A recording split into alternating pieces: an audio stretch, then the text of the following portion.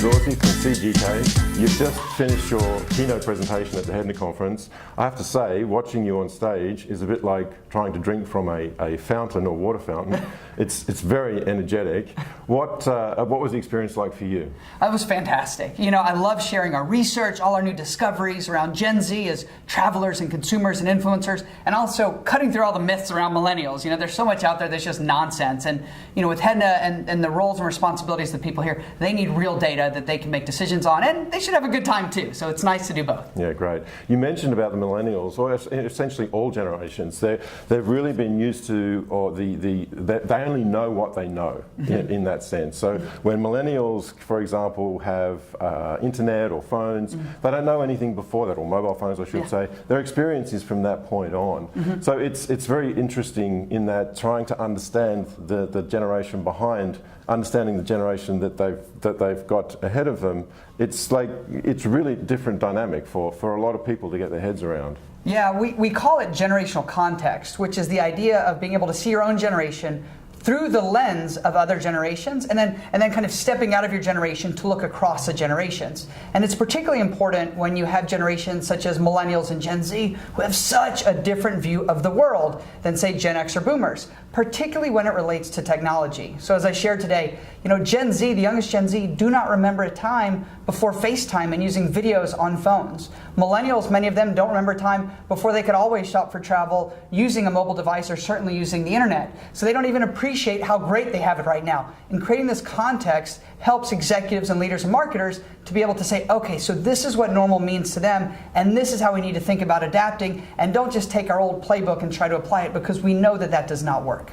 Yeah, great. You also mentioned that Gen Z is slightly more fiscally pragmatic than previous generations. Could you just go into that a little bit, in a bit more detail, and give the viewers what you mean on that exactly?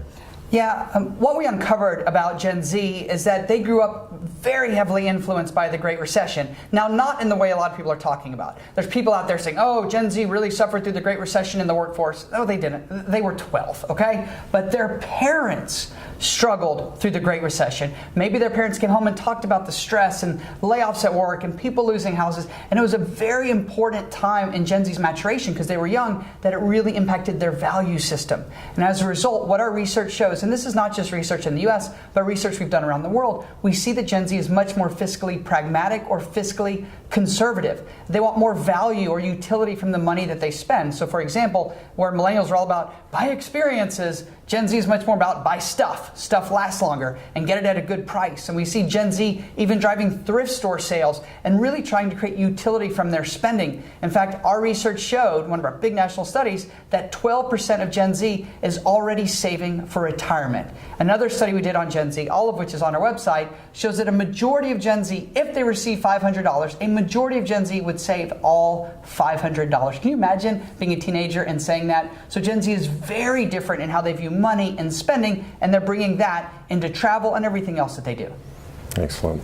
So just to wrap it up, what would be three key takeaways that you'd want the audience from this morning's session to take away with them? Yeah, absolutely. It's a great question. What I would say, number one takeaway is generations are clues and not a box, but they're incredibly powerful and predictive clues when they're backed by research. And being a research firm, for us, it's all about separating myth from truth to uncover the real clues.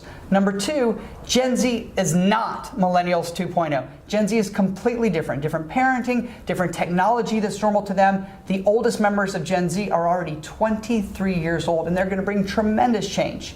And then number three, when it comes to millennials, a lot of what is said about this generation is simply not true. But what is true is that the average millennial is already over the age of 30, and our research at the Center for Generational Kinetics shows that millennials are splitting into two different generations. You put it all together, this is an incredibly exciting time to be in the travel business and understanding accurately what these generations bring and how to best engage them. It's such an important time to do that, and I'm thrilled to be able to share that at HEDNA.